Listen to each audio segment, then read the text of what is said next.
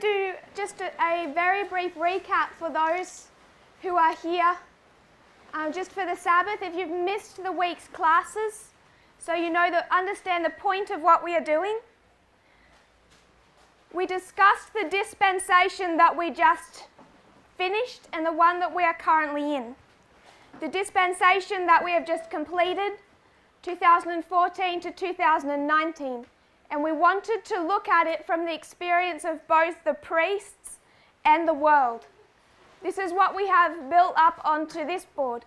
So the experience of the priests in their ploughing, early rain, latter rain, and we haven't included their harvest period because it became unnecessary. It's this dispensation, the last one, that we wanted to drop down over the dispensation of the ploughing for the world and draw some conclusions about what that looked like for the world. So to understand the ploughing of the world, 14 to 19, we can compare it and contrast it with two experiences of the priests. We can compare and contrast their ploughing with our ploughing. So there's 10 years prior, 10 years preparation for the time of the end, 10 years preparation for the time of the end, when they're meant to wake up. Then they're going to have increase of knowledge.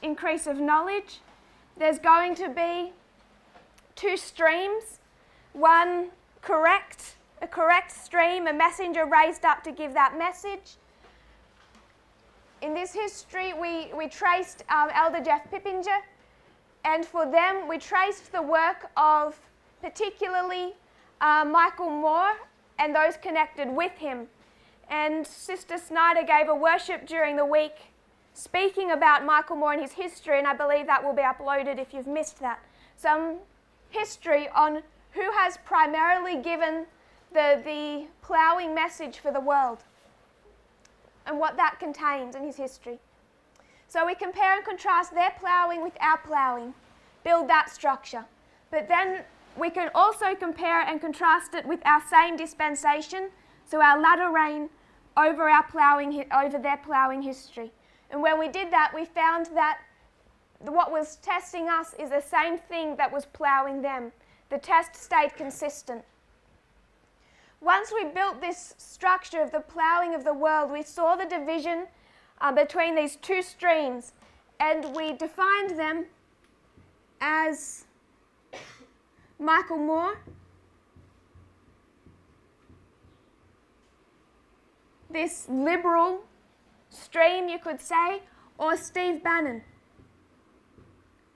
And we also traced the work that he did in really all the way from 2012, but particularly 14 to 19. So we've traced our two streams, Michael Moore and Steve Bannon, and how they have both impacted the world, particularly since 2014, but also as we know that they exist on the lines of the 144,000, all the way back from the time of the end in 1989. The purpose of all of this was for us to discuss what the harvest of the world looks like. So if this is their ploughing and the two streams that develop in that history, when we come to their harvest time from the Sunday law to Daniel 12:1, and when we go to the world, what type of message do we bring and how does this divide them? That's the discussion that we had, and we didn't draw any conclusions of that. I just wanted people to see how there are different views in the movement right now about what that history looks like. People have different ideas, this is just some of them, of what type of message we bring, what we require of them to change, and also of the two groups that develop.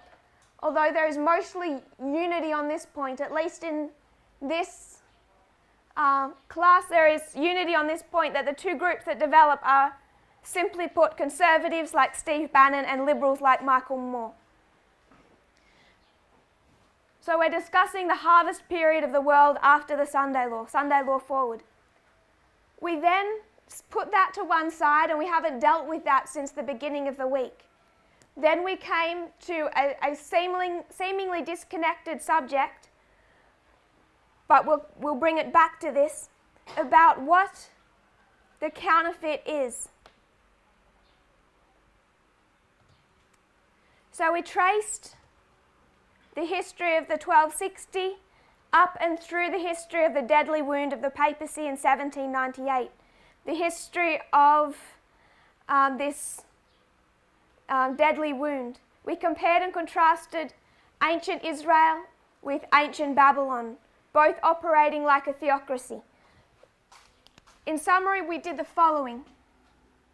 We understood that ancient Israel operated as a theocracy, and we used Samuel as our example, where he is both the head of government and also the head of the religion. So whether it's a spiritual matter or a government matter within ancient Israel, Samuel wore both hats. This is a combination of church and state.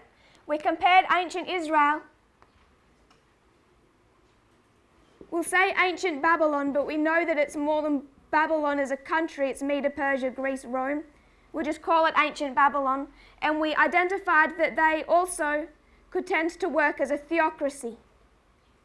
And we traced Darius.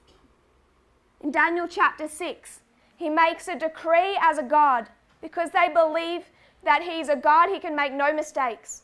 So he signs a decree as God, wearing his god hat, that no one can worship or pray to any other religious deity except to him for 30 days. So he's deified, he's head of their religion. Because he did that in his god hat, he can't make any mistakes.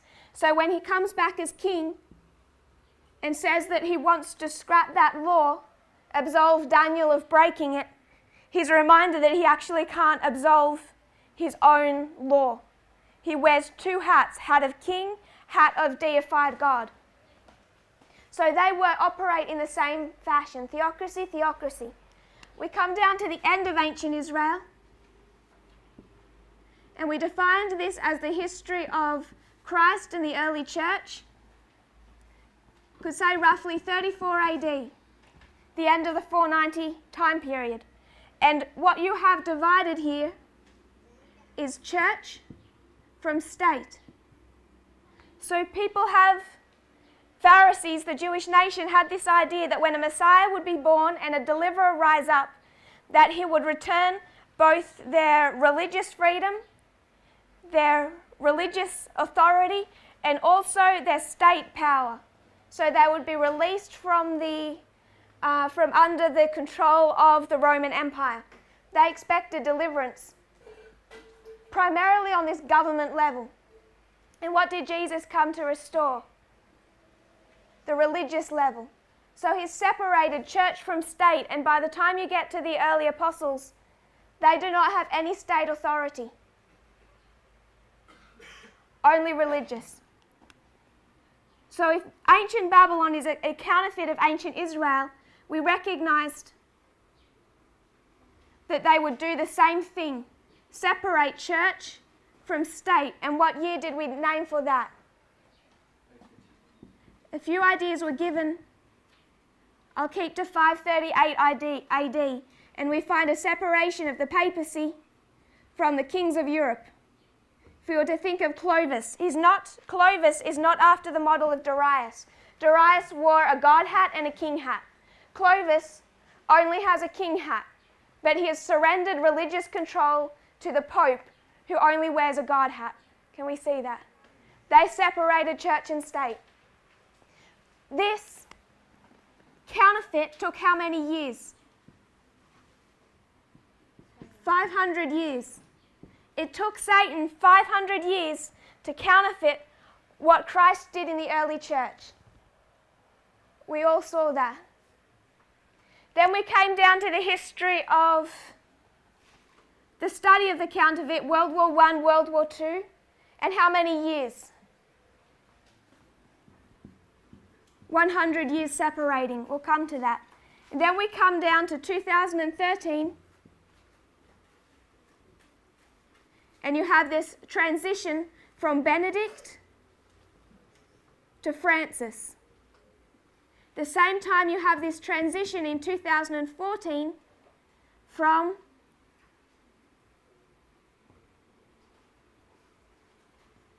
Jeff to Elder Parminda. How many years are we now apart? One in this instance, I would suggest we're right on top of each other, because this isn't the only year. Do we all agree with this? No, we don't. There's people here who don't believe that the counterfeit resurrection is the papacy. So I want to make really clear we do not all agree with this. We'll come back to that. So we talked about 1798. The papacy went into a Laodicean condition. They chose temporal prosperity or worldliness, as Brother Rogers defined the Laodicean condition, instead of fulfilling their job function. In 1773, France gave back to the papacy the area of, I'm going to pronounce these wrong, Brother Maurice will tell us that, Avignon, Benevento, and Pontecorvo. 3 French territories. So there was a quid pro quo, you could say, between the kings of Europe and the papacy. And the papacy received counties that had formerly belonged to them when they absolved the Jesuit order. You can trace that in history. And we compared and contrasted that with God's people and their Laodicean condition. So the disagreement that we have been having the last three days particularly, make some room, is over the issue of the resurrection of the papacy. We know that it experiences its deadly wound and death in 1798 to 1799. We traced how it was declining in power through most of the 1800s. 1869, 1870, it loses the papal states to the Kingdom of Italy, defeated in battle. So the papacy is losing power all through that history of 1798 through at least the first half into the second half of the 1800s.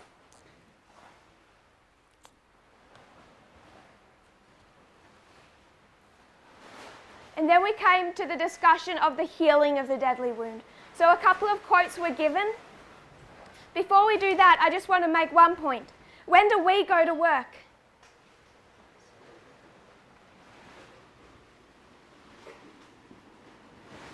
At the Sunday law, this is us. We go to work. Is that okay? Everything before this is internal, preparing us for work. Preparing Adventism to go to the world at Sunday law. Does that make sense? I just wanted to highlight that because someone yesterday made the point that if we're talking about the counterfeit that heals the deadly wound, they're saying the deadly wound is healed at the Sunday law.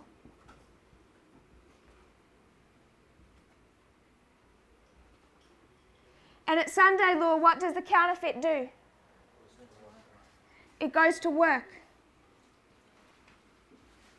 So I asked the question of this brother, when did we come out of captivity?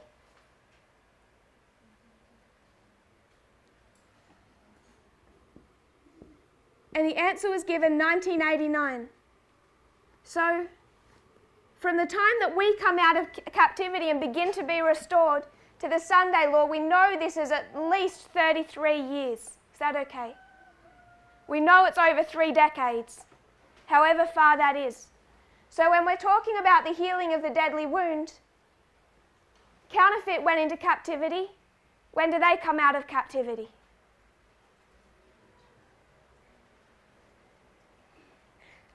I'm not looking for a date or an answer from you. I just want to make the point it's not here. To see this as the healing of the deadly wound is not incorrect, but I would suggest it's overly simplistic. Just as we would say it's overly simplistic to say 1888 Sunday law. Does that make sense?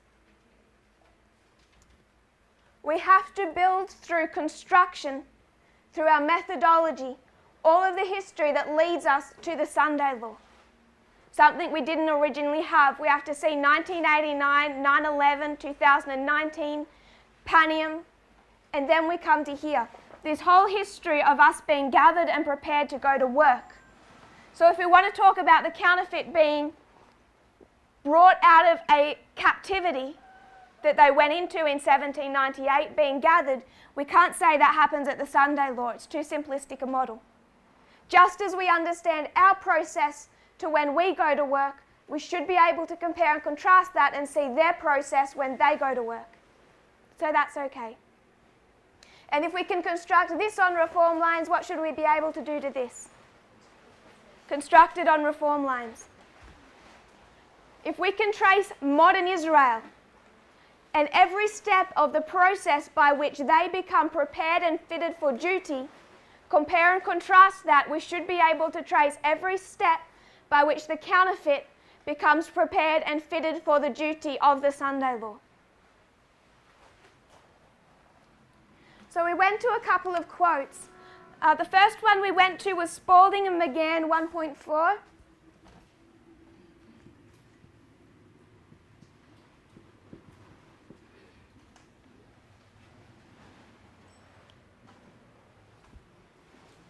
And in these paragraphs, she's talking about the papacy and Protestantism, and she writes these quotes in the history of the 1850s. So we know that's early on. She says, "I saw that the two-horned beast had a dragon's mouth, and that his power was in his head, and that the decree would go out of his mouth. Then I saw the mother of harlots, that the mother was not the daughters, but separate and distinct from them. She has had her day in the 1260. The 1260 is past, and her daughters, the Protestant sect, were the next to come on the stage and act out the same mind that the mother had when she persecuted the saints. I saw that as the mother has been declining in power, 1798 through 1850, the daughters had been growing, and soon they will exercise the power once exercised by the mother." So I'm going to give our old Adventist view, and then I want us to trace what changed. About a year ago, pretty much everyone in this room would have had the same idea of what the end of the world looked like as Adventism. We all would have expected that we would come to the history of the Sunday law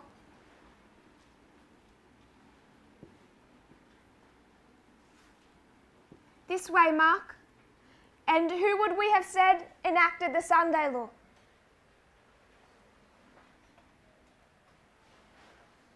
Who does Adventism say enacts the Sunday law?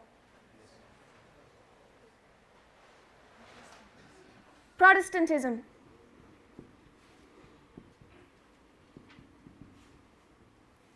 Every good Adventist knows that Protestantism enacts the Sunday law. Is that okay? And then we would have said Protestantism enacts the Sunday law, but it's the papacy whose deadly wound is healed.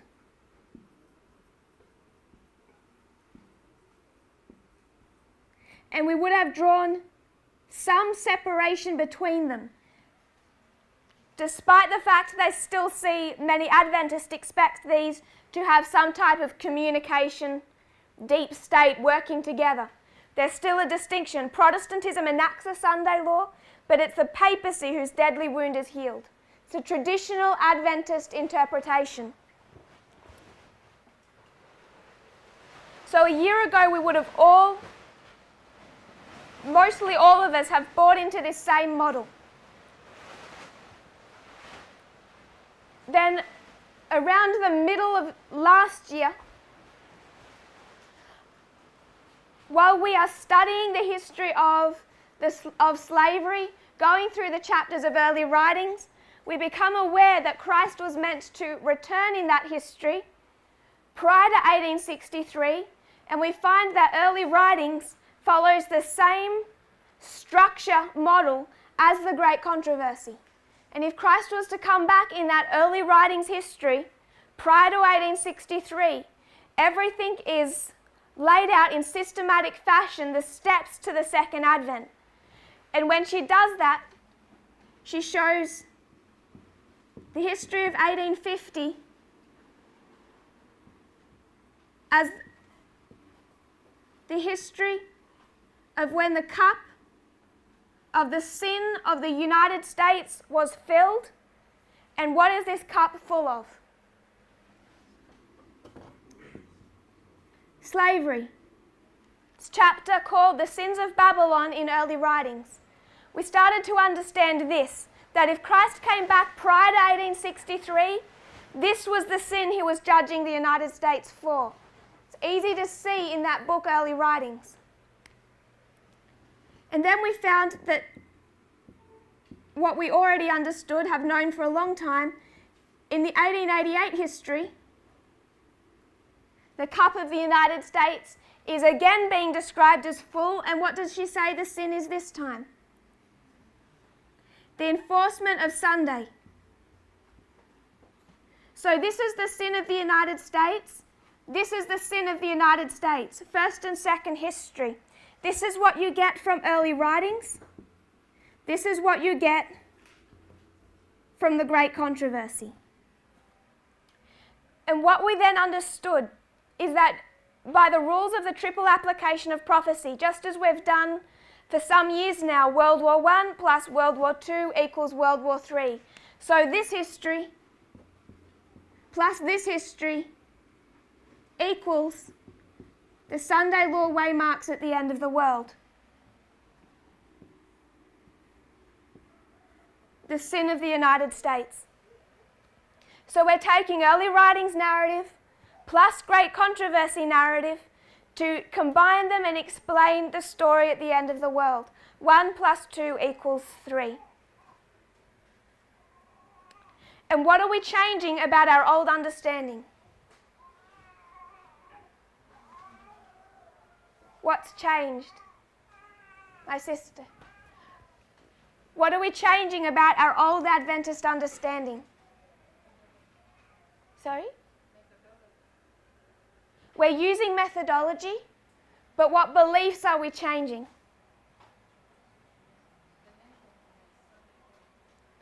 The nature of the Sunday law. All that we're changing is our understanding of what goes into this cup. Does that make sense?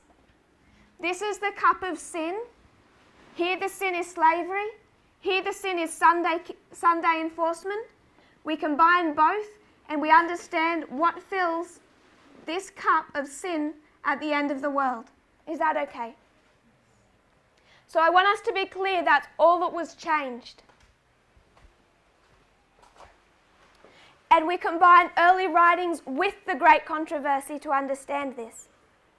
So when she says in the 1850s history that Protestantism, the papacy, worked in the history of the 1260, now Protestantism is ascending and going to do a work, that's correct, isn't it? Because we know full well that in 1850 it's the work of Protestantism, but 1888, that Sunday law, who did that work? 1863, 1888, 1893, 3 Sunday law waymarks, 18 Jones gives us. And who does the work for every single one of those 3? Protestantism. Do they do that with the authority and aid of the Catholic Church? No. Any assistance whatsoever? In 1888 history? No. They do that entirely independently and separately to the Catholic Church. So she says, the mother is not the daughters. She is separate and distinct from them. Then we went to 2 other quotes. We went to the Great Controversy.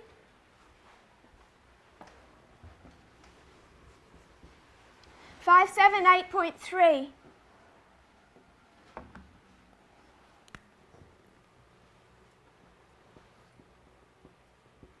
So we read in this quote, I'll put it over here.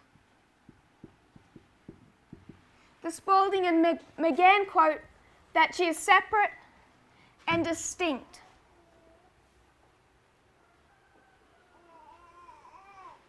The mother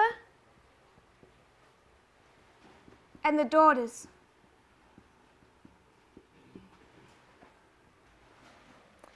Going to Great Controversy 578.3.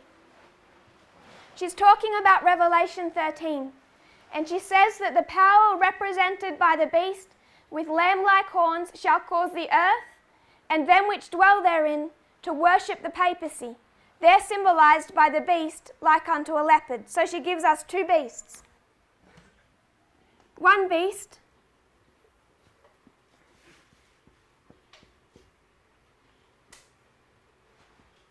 is like a leopard. And another beast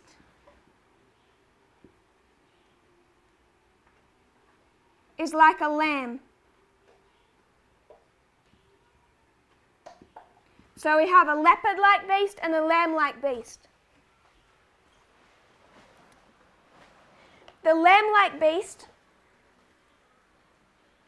will cause the earth and them which dwell therein to worship the papacy, the leopard-like beast. The beast with two horns is also to say to them which dwell on the earth that they should make an image to the beast. But in this homage to the papacy, the United States will not be alone. So does the papacy alone give homage? Sorry, does Protestantism alone give homage to the papacy? No, this isn't purely the work of Protestantism or the United States. The influence of Rome in the countries that once acknowledged her dominion, Europe, South America, portions of Africa, Eastern Europe, the influence of Rome in those areas is still far from destroyed. And prophecy foretells a restoration of her power. Whose power? So it's the mother.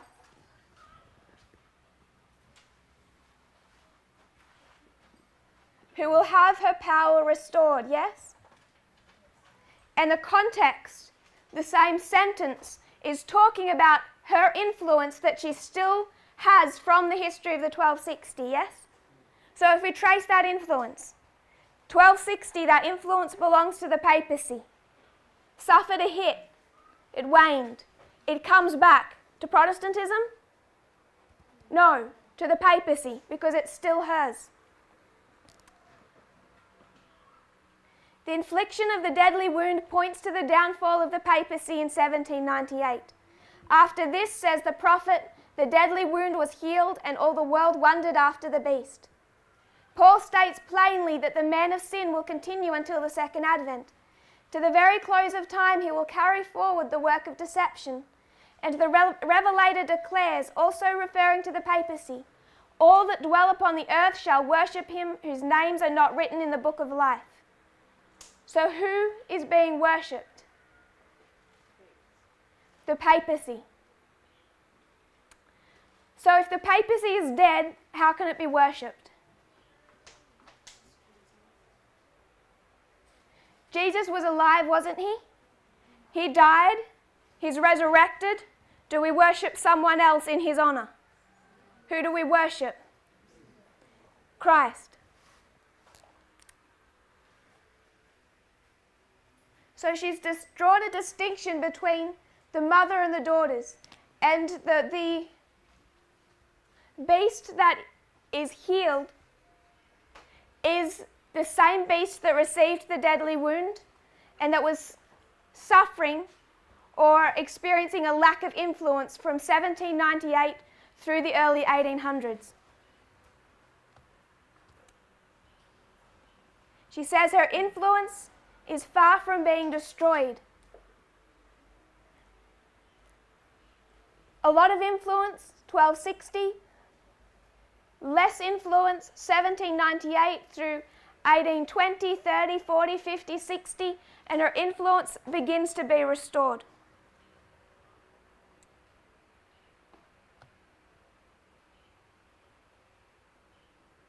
We also referred to Great Controversy 441.2.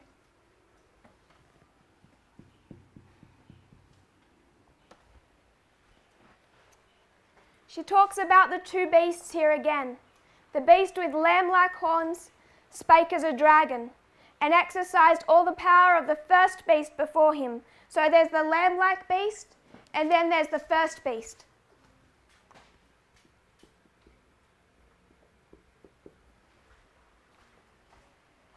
And causeth the earth and them which dwell therein to worship the first beast, whose deadly wound was healed. So whose wound is healed? The first beast. And the first beast represents in this context the papacy. So we know that at the end of the world, when we talk about the healing of the deadly wound, it's the Sunday law whose wound is healed. The papacy. So I know that some brethren still don't agree with this. What they were saying over the last couple of days is that the papacy continues to have no power. She is completely weak. The way that her wound is healed is by Protestantism enforcing Sunday laws, and somehow that gives glory to her. My problem with that is that does not agree with the quotes. It does not agree with any of our methodology, and is completely indefensible. And I don't really want to continue that discussion because it becomes pointless when we're not employing the same rules of parable teaching. Unless we're going to work on the same rules, we are never going to come into agreement on this point. So my position, and we'll move on from this, is that these are separate and distinct, and that we cannot blend them. We cannot say that the daughters, conservative daughters, enact a Sunday law and somehow that gives glory and power back to a dead beast. We can't say that. We can't say that somehow by the action of enforcing Sunday and then forcing Catholicism, liberal Catholicism, to be dictated to by Protestantism, that somehow that is giving the papacy power. Francis is not in agreement with Steve Bannon, and Steve Bannon dictating a Sunday law does not give glory to Francis. We have to keep them separate and distinct. And that is something we all would have agreed to do and had no trouble doing when we all followed the 1888 Great Controversy model. The only reason that there's now a disagreement over it is because we have seen the rise of conservatism in America. And in re-looking some of these quotes, I think people have thought that we were undoing and questioning more than we were. But by seeing that what filled the cup here and what filled the cup here both apply to what fills the cup here, does not say that the role of the papacy in these histories is scrapped in this history. You can't do that with our methodology. So I want to make sure that enough of us agree on that point to move forward. Sister Elizabeth, how do you see it? Sister Snyder. Rogers. Brother Willie. Do you see it? How do you see it? Do you agree with this model? Separate and distinct, deadly wound healed, papacy. Sister Adol.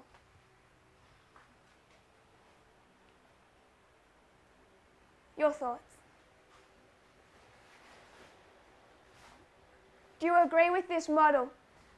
The papacy regains power at the end of the world, not power by proxy through Protestantism.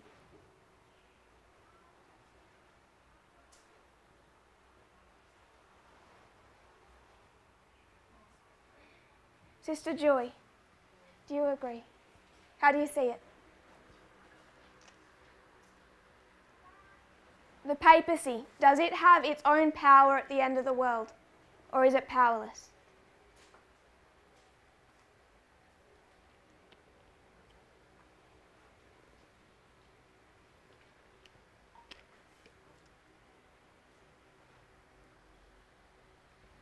Not sure? Sorry? What's that, sorry? It has power? I agree. Sister Fiona?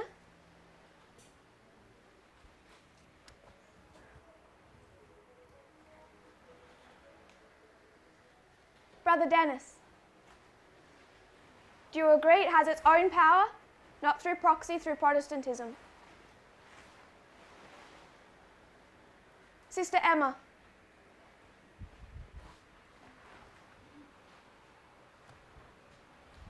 Sister Priscilla?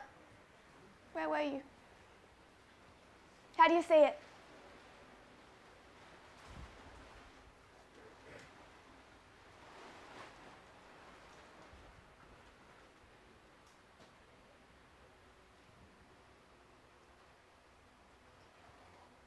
Are you not sure? Was it confusing?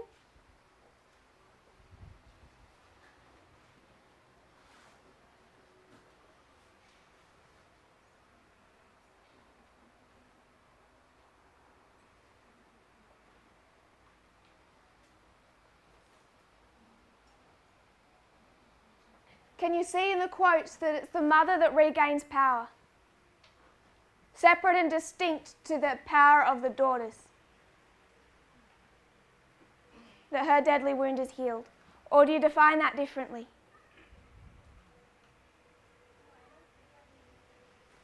Sorry, I couldn't quite hear you. I can't hear you over the fan. I still can't hear. Just one person, if you can talk. Project your voice. You agree with this model? Okay.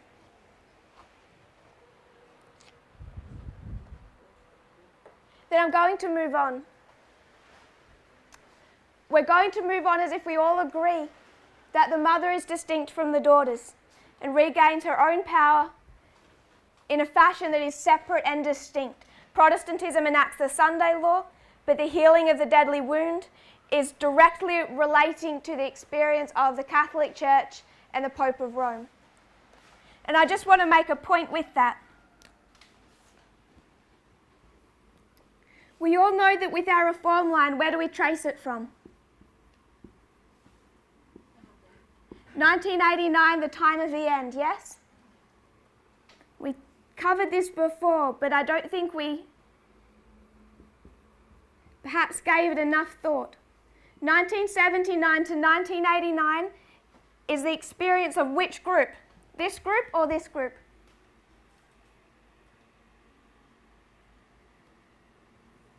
Is it the working of Protestantism or is it the working of the papacy? Who said both? You did?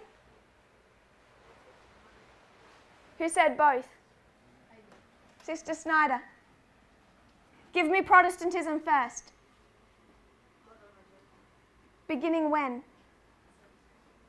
1979 to 1989 is Jerry Falwell and the moral majority. Give me Catholicism. John Paul II. What did he do in 1979? He goes to Washington, D.C., to the White House, first Pope allowed on that piece of ground, and starts coming into alliance with the American government. 1979. From 1979 to 1989, what does he do and who does he work with? He works with Reagan. So Jerry Falwell, who does he work with? Who does he help? Reagan. John Paul, who does he work with? Who does he help? Reagan. Jerry Falwell is the daughters. John Paul II is the mother. We're okay with that? To recap, 79 to 89 is 10-year history when we have to be prepared for the time of the end. Adventism is meant to see things in this history that prepares them for 1989, the final events of world history. And what are they meant to see? They're meant to see Jerry Falwell and Protestantism in America, working with Ronald Reagan, getting him elected, and John Paul II, working with Reagan, helping him defeat the Soviet Union. So you have both the daughters and the mother active in this history. Now, were they working together? No. Did the Pope help Jerry Falwell form the moral majority? Did the moral majority work with the Catholic Church in taking down the Soviet Union? They acted separately and distinctly. And if they did that at the time of the end, and we believe our rules, what do they do at the Sunday law? Separately and distinctly, both? Yes. So we know that this waymark and this history is not purely the working of Protestantism. The time of the end and the preparation for that tells us that. And why would God give us this 10 years for Adventism to open their eyes and show them the working of the papacy, for them to then have to see that the papacy has no role in end-time affairs? One final thought on this subject. The midnight cry message. This is the preparation, ploughing of the priests, both subjects. We come down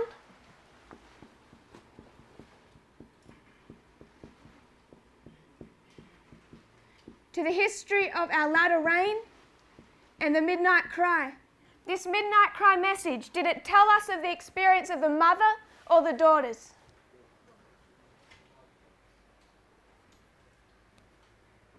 My brother, the midnight cry message, was it designed to tell us of the mother or the daughters? The midnight cry message.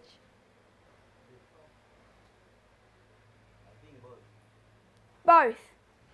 So, if we were to structure the message of the midnight cry, it's a series of lectures, classes, done in Arkansas of October 2018.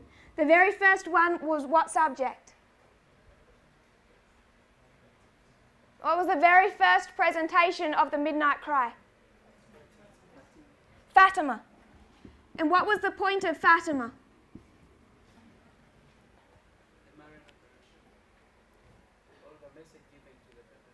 How many messages? 3 angels' messages, counterfeit 3 angels' messages to the papacy. Are those messages of Fatima of any benefit to Protestantism? So you already know that the counterfeit relates directly to the papacy in a way that doesn't even impact Protestantism in any fashion whatsoever. Can we see that in Fatima? This is the first. What was the last? Brother Willie. That's what it was called. What was the subject? The counterfeit. Any relation to Protestantism? So the structure of the midnight cry was mother, daughters, mother. We spoke about the role of the Catholic Church, its restoration, its counterfeit 3 angels' messages and reform lines. Separately and distinctly, we discussed the role of Protestantism at the end of the world.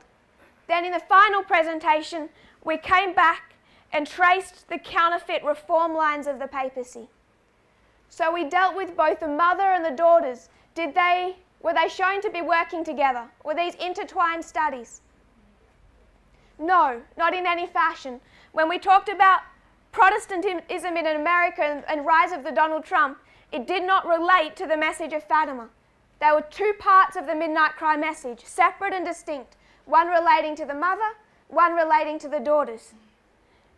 And I don't mean to blackmail anyone or pressure, but just be aware that if you don't believe that the papacy is the counterfeit, restored beast of the Sunday law history, you don't believe with the Alpha and the Omega of the midnight cry message, so why do you believe anything in between it?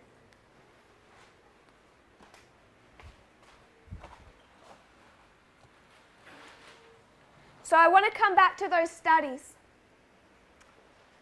we did the line of modern Israel, and I thought this would be done in about 10 minutes. We'll do the line of modern Israel, compare and contrast, and show that the counterfeit of that, the restoration at the end of the world, is modern Babylon or the Papacy. We wanted to do that, I think, Tuesday, but we've spent most of this week discussing whether or not it's the mother or the daughters that is resurrected. I'm going to move on and say it's the mother. So what we want to do then is remind ourselves. I'll quickly take a photo of that. We want to remind ourselves of what that counterfeit reform line has looked like. So I'm going to erase this bottom portion, and we'll just do that revision.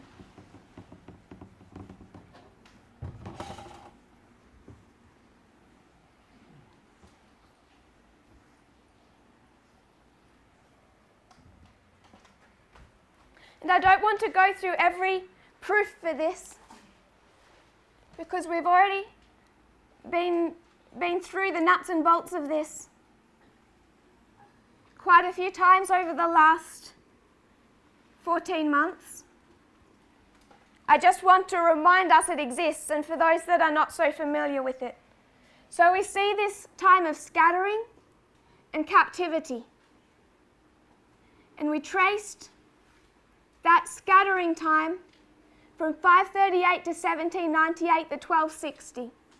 We know that the papacy went into captivity in 1798. If there are two parts, an alpha history of modern Israel and an omega history of modern Israel, how many histories for modern Babylon? An alpha history and an omega history. So we went back and traced the alpha history. We found that from 1798 through the 1800s, the papacy was struggling to maintain any authority that it did have.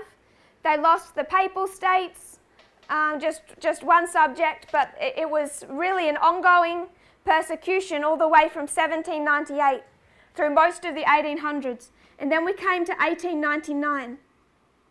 Without going through the quotes, we saw that there was a messenger raised up here, and who was he? Does anyone know that history? This is the history of Eugenio Pacelli. There's a family of dedicated Catholics who believe that the only way to restore Catholic authority in the world is through restructuring the church, healing the church from the inside, and rewriting church law. So we understand, we discussed before, in the history of modern Israel, all the history from 1989 to the Sunday law is God doing what? Restructuring, healing from the inside. So before the papacy does a work, what must happen first? Restructured from the inside. This family understood that, and they all became Vatican lawyers. When the papal states were taken in 1869, 1870, the Pope fled Rome, and he took his lawyer with him.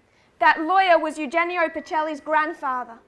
So there have been dedicated Catholics working with the papacy from the history, from at least the 1850s, 60s. 1899, Eugenio Pacelli begins to study Code of Canon Law. They're acting on their family belief that they must restructure the church on the inside if it's to regain its political authority. And he completes that work in 1917. In 1917, May, he completely rewrites church law, known as Code of Canon Law. And at the same time that he's restructured that church law, we also have the visions of Fatima, the beginning of the apparitions of Fatima. So we have two messages here. We have the work of Eugenio Pacelli, and we also have the final giving of their prophetic message. William Miller, when did he receive that prophetic message?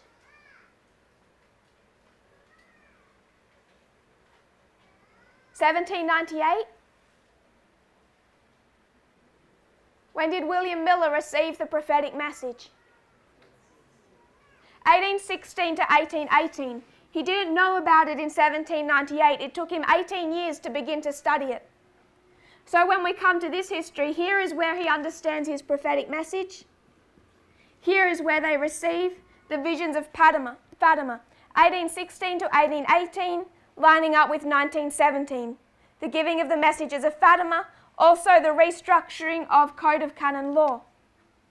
But it's only of any value if it's put into law in union with the governments of Europe.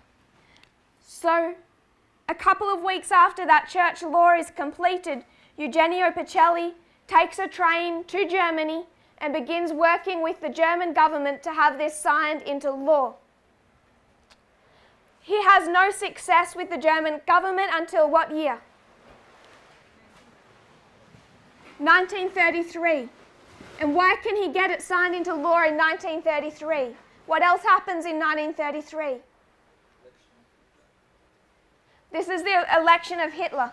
Hitler rises to power in 1933.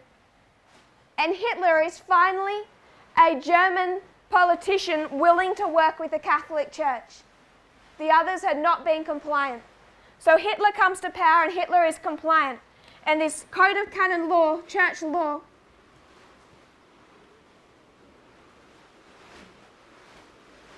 is signed between Hitler and Eugenio Pacelli into what is known as a concordat.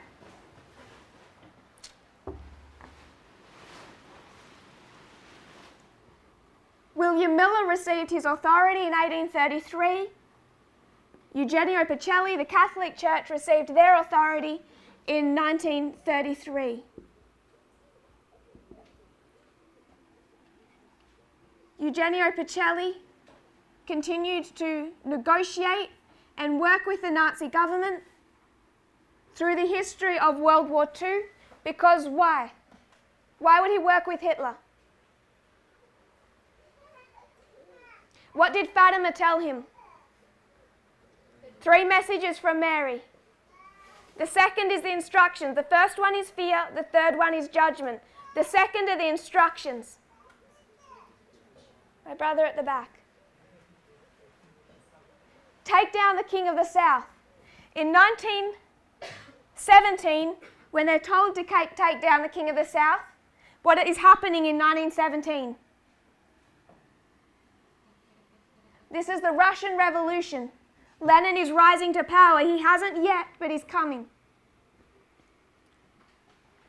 It begins in March, it ends in November. So it's in the history of the Russian Revolution, and they're told that they must take down the king of the south, or Russia, dedicate it to Mary. Pacelli is the first pope who accepts the prophetic message of Fatima. So he accepts the prophetic message of Fatima. He knows that the Soviet Union must be defeated. And is the United States going to do that? Or Britain or France? No. They're all saying our enemy is Nazi Germany. And Eugenio Pacelli has a message that says your enemy is the Soviet Union. So who's he going to side with? Nazi Germany. And he continues to work with Hitler from 1933 through to 1945. And what happens in 1945? Disappointment and failure. The king of the south, the Soviet Union, defeats Nazi Germany and spreads communism over all of Eastern Europe, right up to the borders of Italy, almost taking Italy itself. So 1945 was failure to take down the king of the south, the message of Fatima. This is a very quick history. We could do this in about an hour and a half, but I just want to touch on it. So they're scattered for 1260 years. They're gathered for 46. The papacy was scattered from 1798. Now Satan is going to begin to counterfeit. 100 years apart. How many years? 46 years for their Alpha history. 1798, rising up of Miller. 1899, rising up of Pacelli. 1818, the giving of the 16 to 18, the giving of the prophetic message. 17, the giving of the prophetic message. 1833, he receives his authority. 1933, they received their authority from the governments of Europe, particularly in this year, Germany. 1844, disappointment and failure. 1945, disappointment and failure. They have a man here, Eugenio Pacelli, who has come up within the Catholic Church, restructured it, reformed it, and then become Pope, Pope Pius XII. William Miller comes up within Protestantism, restructures it, reforms it, and then becomes the leader of modern Israel, what becomes known as Adventism. 1939, he becomes Pope. The same way in this history, you have the conversion of Ellen White, and she becomes a prophet to modern Israel. In the same fashion, you have Lucia, who received the message of Fatima, but was sent into a vow of silence in a monastery because the Catholic leaders could not control her. She continues, particularly after 1945, to write down the visions of Fatima and to petition the Catholic leadership to listen to her and listen to those messages. She doesn't speak much in this history, hardly at all, by the way. It takes her a long time to document that experience. 1850. So after October 22, 1844, God's people are scattered, and we went to two quotes to show that Ellen White wrote on November the 1st of 1850 that God was making a second attempt to gather his people. They had been gathered, then they were scattered, smitten and torn, and now God was going to make a second attempt to gather his people. We identified that in November 1st, 1850. She says we also must put out a new chart. The 1843 chart was directed by the hand of God, and we must put out a new chart, the 1850 chart. We could trace all of those statements to November 1st of 1850. And a couple of different letters that she writes. Then we speak about 1950. From 1945 to 1950, the Catholic Church is scattered, smitten and torn as the Soviet Union takes hold of Eastern Europe. 1950, Eugenio Pacelli is going to make a second attempt to gather the Catholic Church and rally them against communism.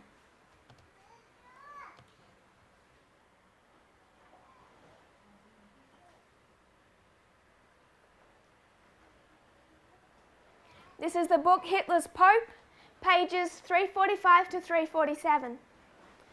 Pacelli did not lack an urgent sense of the Church's need for spiritual and liturgical renewal. His devotion to Mary, inculcated in his youth and maintained into adulthood, with a daily recital of the Rosary and the twice-daily Angelus, now found grandiose amplification by means of papal dogma. So through the complicated wording, all that he's highlighting is Pacelli's devotion to Mary from his youth through his acceptance of the visions of Fatima. He's completely devoted particularly to Mary. On November 1st of the Holy Year, 1950, Pacelli came out on the loggia above St. Peter's Square and announced to the thunderous applause of a crowd of 1 million people that the Immaculate Mother of God, Mary, ever a virgin, when the course of her life was run, was assumed in body and soul to heavenly glory. The formal definition of the dogma of the Assumption was published 3 days later.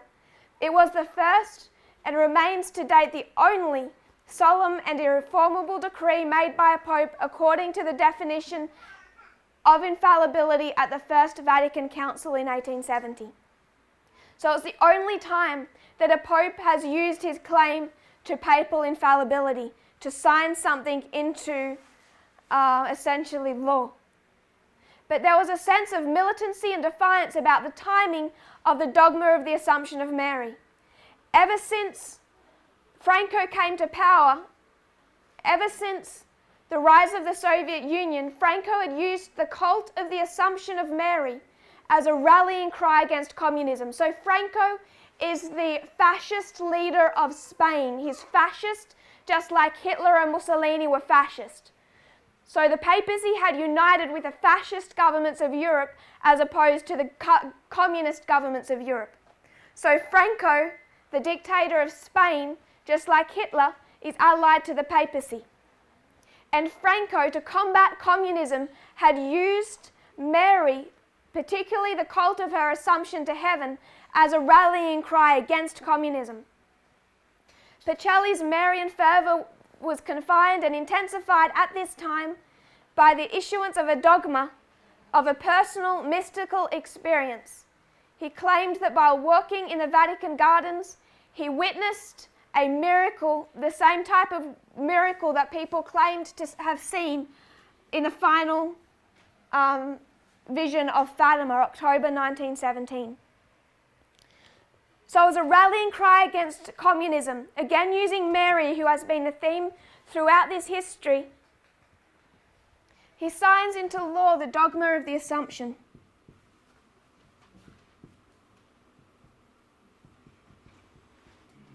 He's calling people back to the messages of Mary that have existed, been a message from 1917.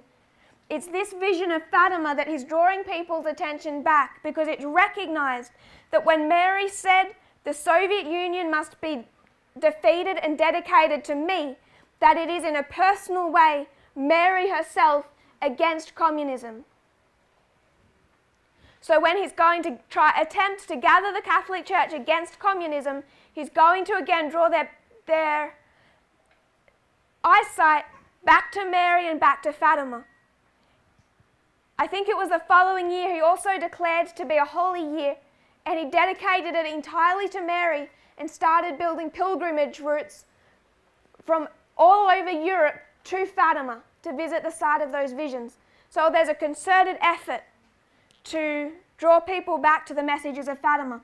Just as in 1850, this chart, is it that different to the 1843 chart? No, it was an attempt to draw people's eyesight back to the messages given in the history of the Millerites, this history. So everything he's doing here, drawing people's attention back to Mary and the visions of Fatima, is trying to redirect their attention back to the message given in their Alpha history. Compare and contrast, they're doing the same thing. And we identified this to November 1, and we identified this to November 1, exactly to the day 100 years apart.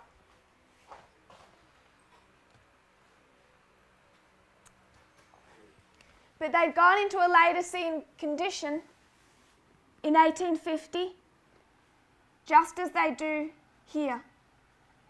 And this gathering does not work.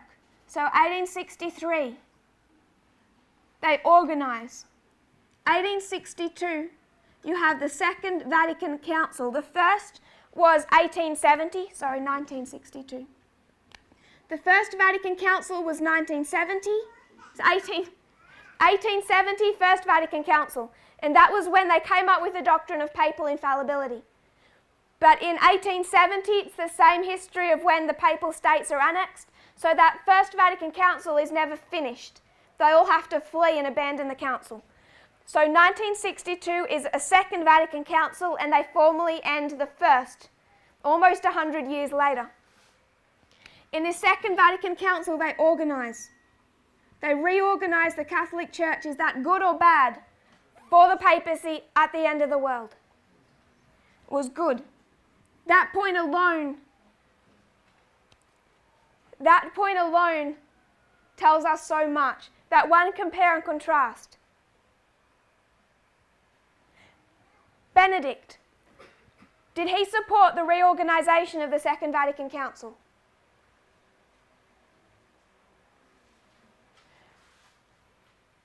Who pushed for this reorganization? My brother. The Jesuits.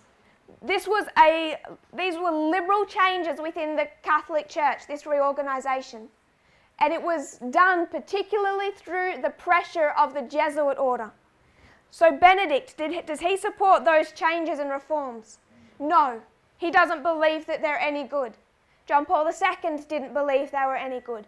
Francis, does he believe these were good changes? Yes. So if this is good for them at the end of the world, who's the Pope that does that work? Benedict or Francis? Francis. One compare and contrast can make that point, but we have more evidence than that. But what about their prophetic message? What is their prophetic message? Fatima. And they're told in that prophetic message to do one task: defeat communism and the Soviet Union.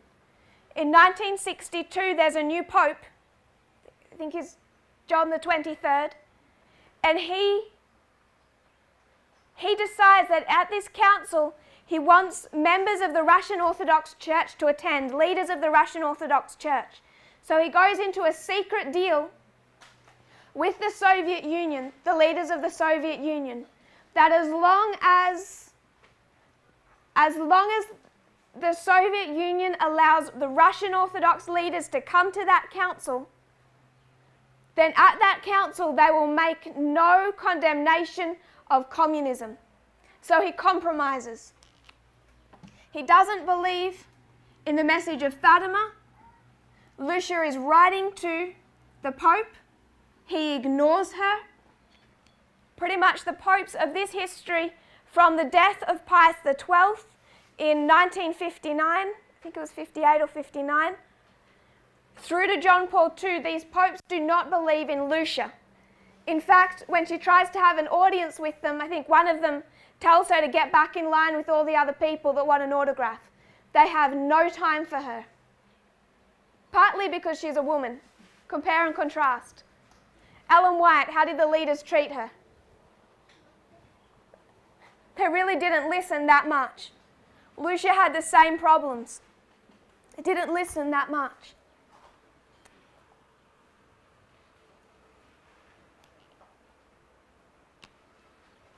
Then we come to the history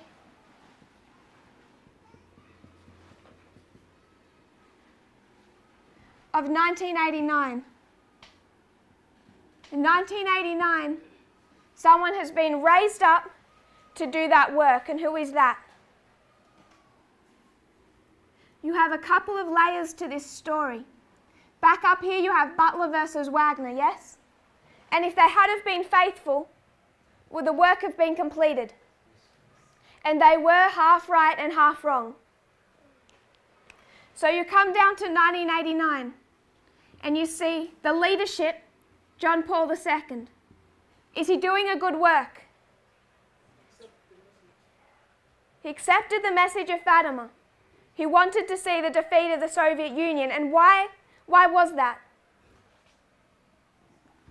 This is May 13, 1917, the day of the first apparition of Fatima, the same day that Pacelli is made I think, archbishop. I think it was 1982. What happens to John Paul? An attempted assassination. He's shot. He almost dies. On what day? May 13. So he believes that if he doesn't enact the instructions given at Fatima, that he will die, essentially. That shot, that assassination attempt, was a warning. A warning that the Catholic Church has not fulfilled what they were told to do, and that the third message of Fatima is coming for him. The third message being judgment if the second is not fulfilled. So he sees his assassination attempt as a judgment for not fulfilling the second. So he starts to exert all of his energy and influence to taking down the Soviet Union. So he's doing a good work, but how does he stand on the reorganization of the Second Vatican Council? On the messengers that had been abolished in 1773? On the Jesuits? He's directly opposed to the Jesuits. And this is a history of civil war inside the Catholic Church. John Paul II trying to destroy the influence of the Jesuits. This was, in some ways, all-out warfare. A close associate of John Paul II was a man known as Malachi Martin. In 1987, he writes a book titled The Jesuit Order, just say Jesuits, and the Betrayal of the Catholic Church. So what's their position on the Jesuits?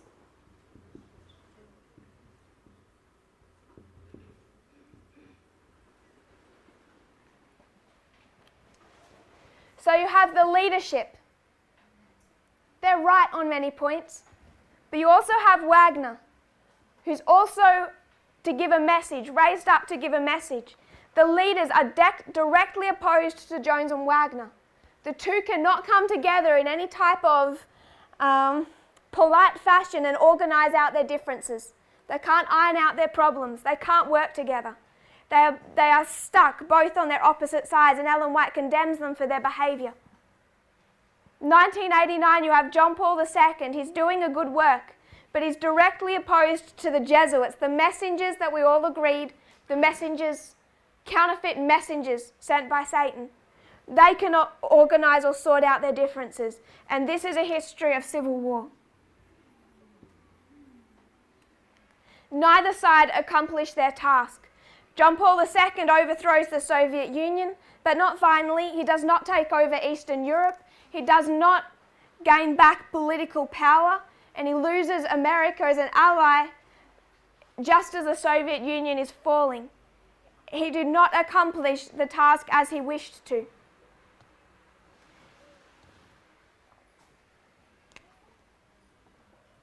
So we come back down to this history.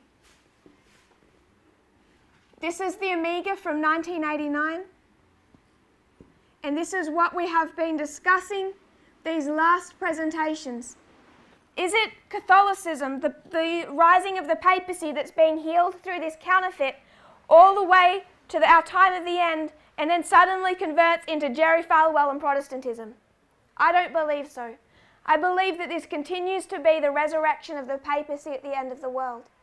We won't go into this history now, but we want to compare and contrast the line of the priests with this first beginning steps of the resurrection of the Catholic Church. One point before we close. Who do you believe is raised up here? My brother. Who's raised up here? Pope Francis? So, we did 2014. Who's on this side? 2014, internal. Jeff. This side? Counterfeit that.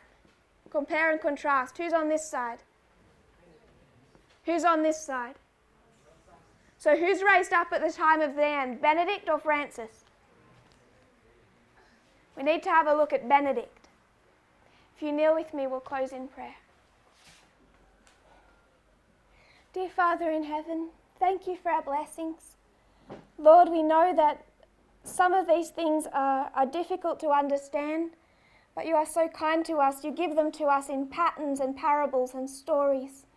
And when they come in stories and pictures, Lord, we can absorb the information so much more readily. You know our human frailty. You know our difficulty to understand and then to retain and remember that information. But you give us these stories and patterns. You help us remember.